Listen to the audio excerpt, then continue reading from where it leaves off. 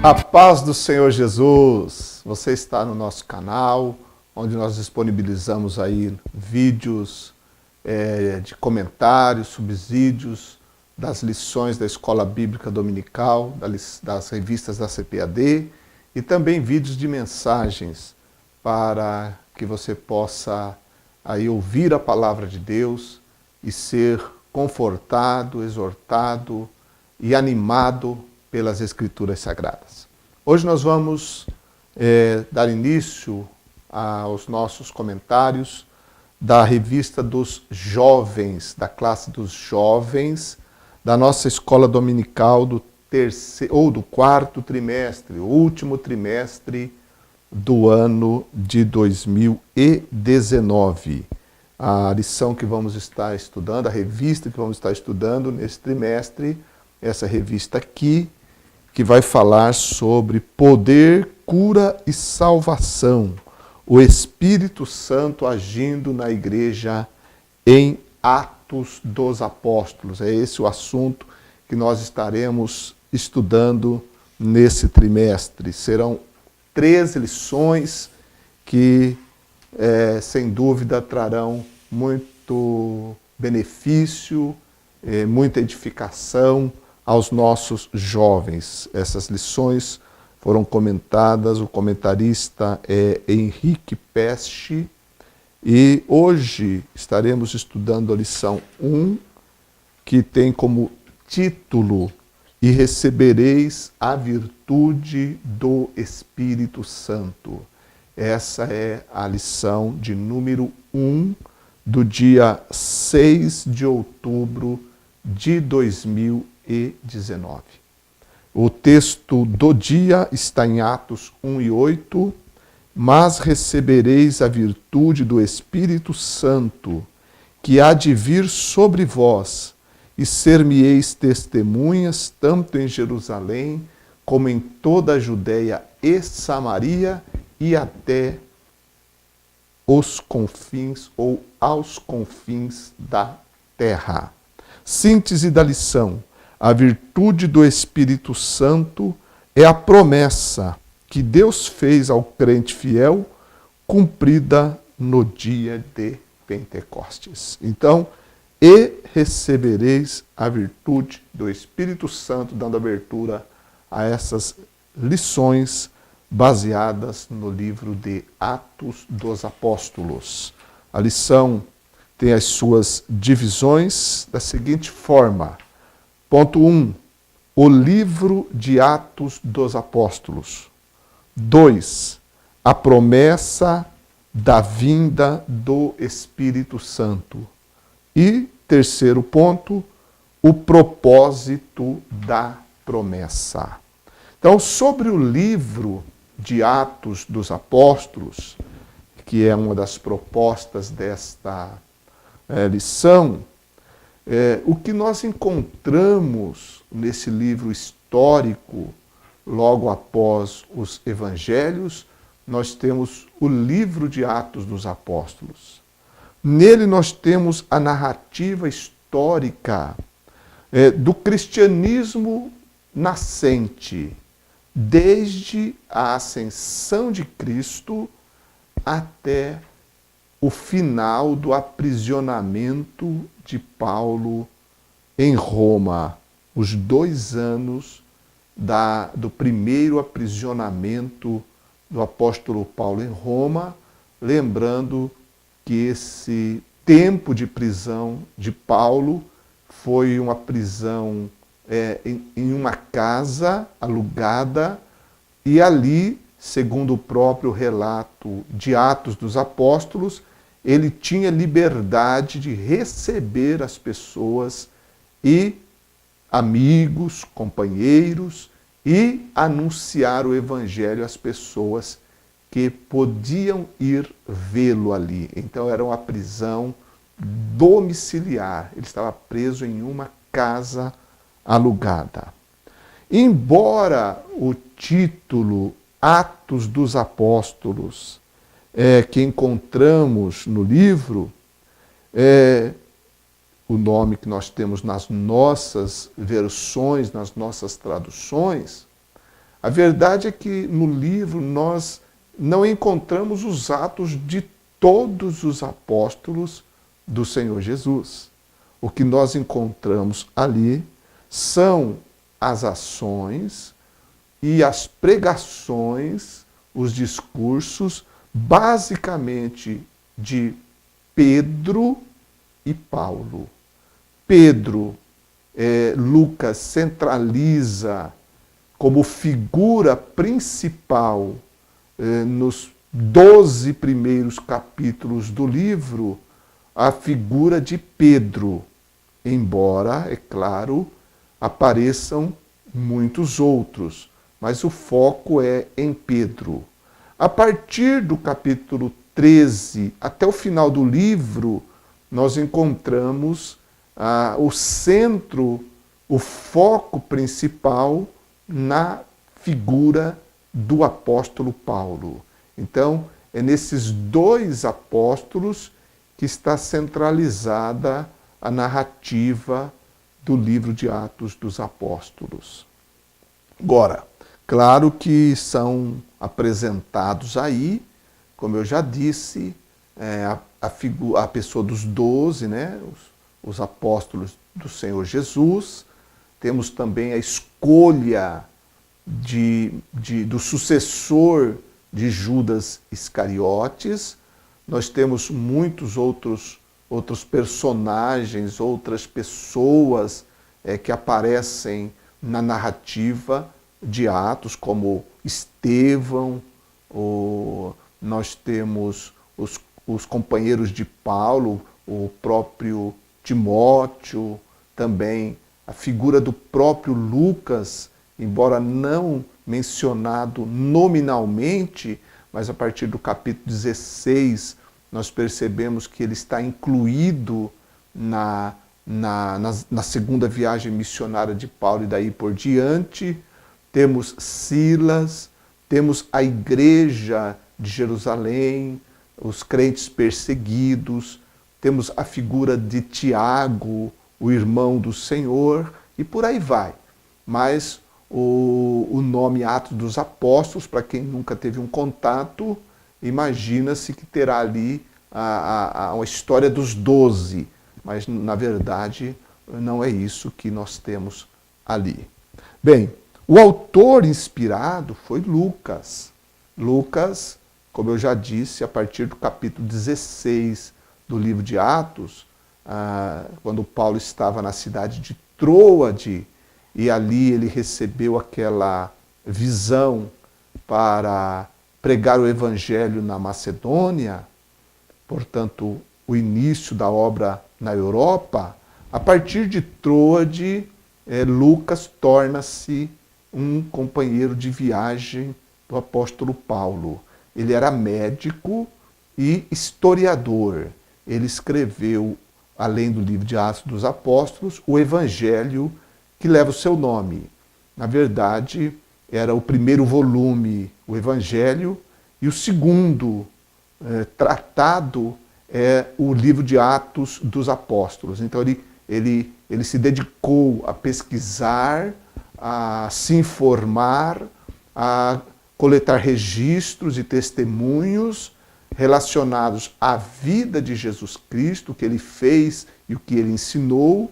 Registrou isso nos evangelhos, com foco na obra e na pessoa e no ministério de Jesus. E em Atos ele apresenta então o início do cristianismo, da fé cristã, é o grande registro que temos da igreja do primeiro século. Lucas foi claramente inspirado pelo Espírito Santo, como todas as escrituras sagradas. E então nós temos ali a apresentação que ele nos dá das pessoas que atuaram para que a fé cristã alcançasse com êxito maravilhoso as terras daqueles dias. Com relação à data do livro de Atos dos Apóstolos, a mais aceita é entre 61 e 63 depois de Cristo. Não poderia ter sido escrito este livro depois do ano 66 depois de Cristo, pelo menos por duas razões. Durante o período de 66 a 70 depois de Cristo, nós temos o registro na história com relação à guerra dos judeus, que culminou com a tomada de Jerusalém, a destruição do templo no ano 70 pelo general Tito. Então, quando nós lemos o livro de Atos dos Apóstolos, do capítulo 1 ao capítulo 15, nós não encontramos nenhuma sequer referência, citação de um tempo como esse. Porque é evidente que se Lucas escrevesse narrando fatos relacionados a ele vivendo, sabendo, conhecendo o contexto da guerra, certamente ele faria menção. E nós não encontramos nada disso. O que encontramos do capítulo 1 ao capítulo 15 é o registro de uma Jerusalém claramente anterior a esse período de guerra e evidentemente, Lucas não faz nenhuma citação, nenhum registro histórico, e como ele era muito cuidadoso, ele não deixaria passar no seu escrito esse aspecto. Portanto, o livro de Atos, ele foi escrito, sim, no máximo até o ano 63 depois de Cristo. Outra coisa também é a forma abrupta com que o livro termina.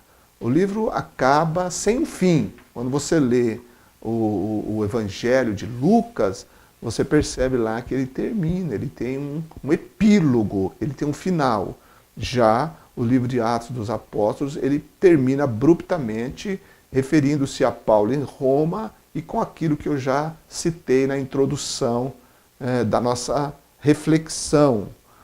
Então é evidente que se Lucas escrevesse esse livro depois de 63, ele certamente narraria o que aconteceu com Paulo depois desses 2 anos de prisão, porque Paulo foi solto, depois ele exerceu ainda, continuou seu ministério, possivelmente indo ainda à Espanha, e aí então, tempos mais tarde, ele foi, ou pouco tempo mais tarde, ele foi preso novamente, aí então ele foi preso já não mais numa casa, mas sim na prisão, a chamada prisão Mamertino, ou Mamertina, e ali então ele foi morto, martirizado por volta de 67 depois de Cristo. Então, Lucas certamente traria registros ainda do tempo posterior ao aprisionamento de Paulo, se ele escrevesse esse livro mais tarde do que 63 depois de Cristo. Agora, com relação ao conteúdo do livro, nós temos, como eu já disse, nesse livro, o progresso do cristianismo no primeiro século e as pessoas, os personagens envolvidos nesta ação, tantos nominais, cujos nomes aparecem, como tantos outros cujos nomes não aparecem, mas certamente, como disse Paulo, estão seus nomes no livro da vida. E o ponto principal que a nossa lição enfoca, que certamente é também o ponto principal do contexto da igreja naqueles dias e nos dias de hoje, é com relação à promessa da vinda do Espírito Santo. Logo no início do livro de Atos, nós encontramos ali Jesus despedindo-se dos seus discípulos e determinando a eles que não se ausentassem de Jerusalém, mas que ficassem na cidade e esperassem a promessa do Pai, que disse ele, de mim ouvistes. Atos 1 e 4. A promessa da vinda do Espírito Santo com poder, Jesus chama de a promessa do Pai.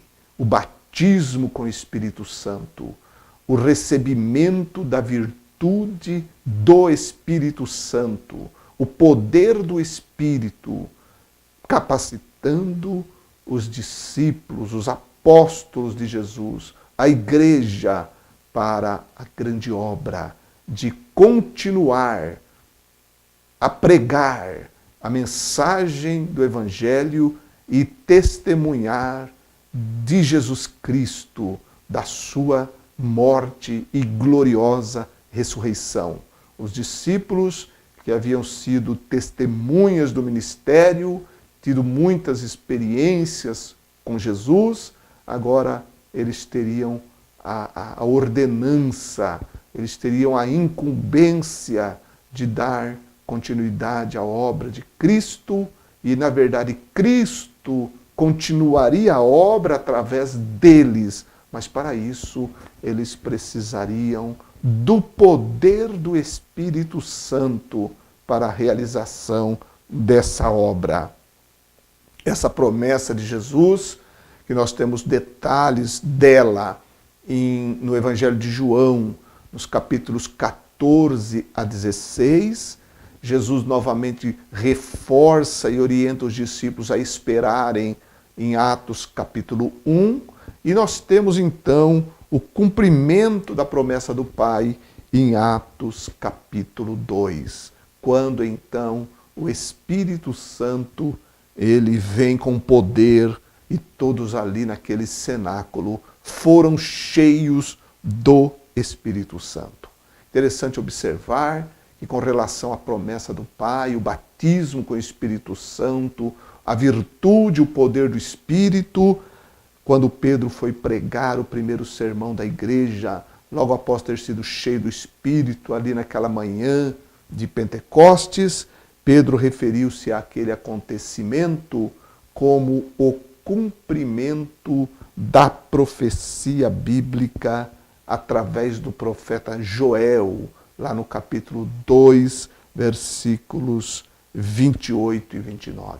O apóstolo Pedro, então, ele entende que o que aconteceu ali é o cumprimento, ou foi o cumprimento do que Joel havia profetizado com relação ao derramamento do Espírito Santo. E nos últimos dias, diz Deus, derramarei do meu Espírito, e por aí vai. A gloriosa profecia da vinda do Espírito com poder. E aconteceu isso, né, primeiramente, naquele dia, lá no dia de Pentecostes, em Jerusalém. E ainda continua acontecendo nos dias de hoje, onde Deus continua derramando seu Espírito com poder sobre a vida dos crentes que o buscam com perseverança. Naquele momento, então, surgia a igreja.